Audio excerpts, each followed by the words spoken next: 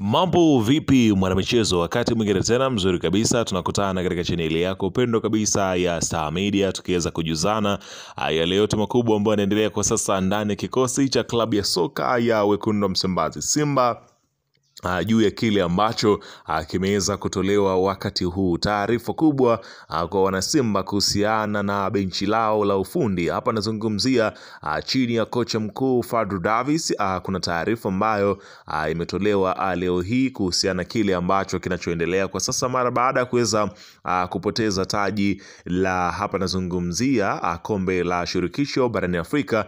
Sasa ni yapi ambayo yanayoendelea kwa sasa kwenye kikosi cha klabu ya Simba? Utakwenda kujua hapa taarifa kubwa ambayo leo hii imeweza kutolewa. Imetolewa kuhusiana na nini na kimefanyika nini, utakwenda kujua yote kwa sababu taarifa kamili hipo hapa. Ila kabla tujaendelea, nikukumbusha kwamba kama ni mara yako ya kwanza kabisa unatembelea katika chaneli ya Star Media, ajua kwamba umepitwa na taarifa nyingi. Sasa ili usiendelee kupitwa na taarifa zetu, cha kufanya ni kitu rahisi kabisa. Kwenye simu yako ni kubonyeza tu ano jekundu liloandikwa hapo no subscribe, na kisha ukabonyeza alama ya kengele iliyoko hapo chini pembeni.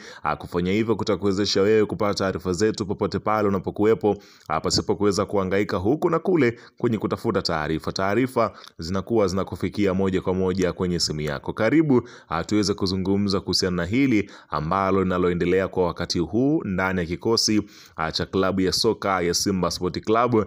Wana lunyasi wakiweza kujipanga kuhakikisha kwamba wanatetea mataji mengine ambayo yanayoendelea katika upande wa ligi kuu pamoja na CRDB Confederation Cup. Sasa ni yapi hayo ambayo yamekuja kwenda kujili kwenye kikosi cha Simba?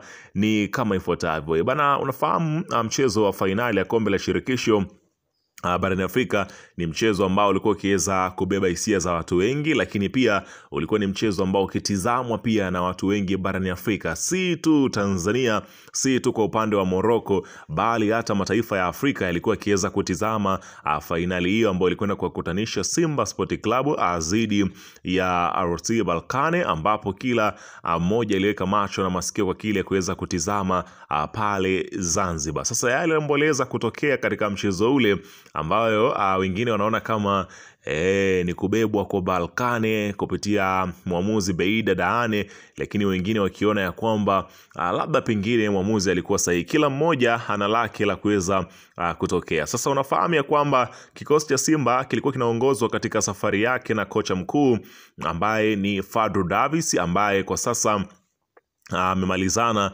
na mbio zake hizo za kombe la shirikisho barani Afrika. Sasa kile ambacho kilikuwa kikiweza kuzungumzwa katika muda wakati klabu ya Simba iko katika hatua zile za nusu fainali ni ofa ambayo ilikuja mezani kwa Wekundu wa Msimbazi Simba kutoka katika klabu ya Orlando Pirates kutoka pale Afrika ya Kusini, juu ya kocha wao ambaye ni Fadlu Davis, ambapo sasa kocha mkuu Fadlu Davis unafahamu ya kwamba alikuwa akiweza kuhitajika pale katika kikosi cha Orlando Pirates, ambayo kocha wao aliweza kutangaza kuondoka kuelekea National Al Ahly. Sasa klabu ya soka ya Simba Sport Club inavyoelezwa kwamba tayari makubaliano alishaweza kufanyika kati ya kocha huyo ambaye anaondoka mwishoni mwa msimu kuelekea pale Orlando Pirates, kwa kile ambacho kinachoelezwa kwa sasa anamalizia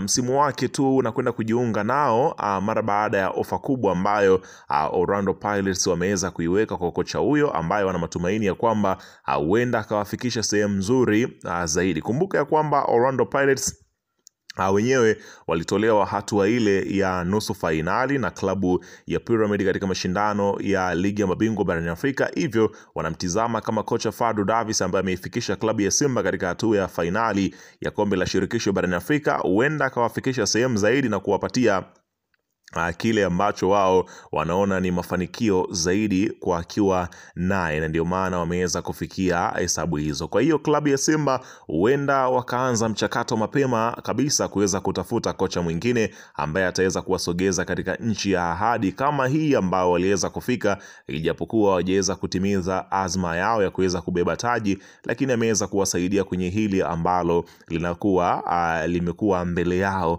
akaweza kuwafikisha katika hatua ya fainali fainali kwa msimu wake wa kwanza tu akiwa na kikosi cha klabu ya Simba. Lakini katika taarifa nyingine, sio tu kocha Fadlu Davis ambaye anaondoka kwenye kikosi hicho, hata mshambuliaji wa kikosi cha klabu ya soka ya Simba, hapa nazungumzia Dese Mukwala, ni miongoni mwa nyota ambao pia inaelezwa aliweza kuambia uongozi wa klabu ya Simba mapema kabisa mwa msimu huu kwamba mwishoni mwa msimu huo anakwenda kuachana nao na kwenda kutafuta changamoto nyingine katika majukumu yake mengine. Kwa hiyo Dese Mukwala pia hatakuwa sehemu ya kikosi cha klabu ya soka ya Simba Sport Club kwa kile ambacho kinachoelezwa. Lakini taarifa ikieleza kwamba golikipa ambaye hapati nafasi ya kucheza, Mtanzania Aishi Salum Manula, inaelezwa taarifa za chini ya kapeti kwamba anaelekea kunako katika viunga vya Twiga na Jangwani. Hapa nazungumzia katika klabu ya soka ya Young Africans. Huenda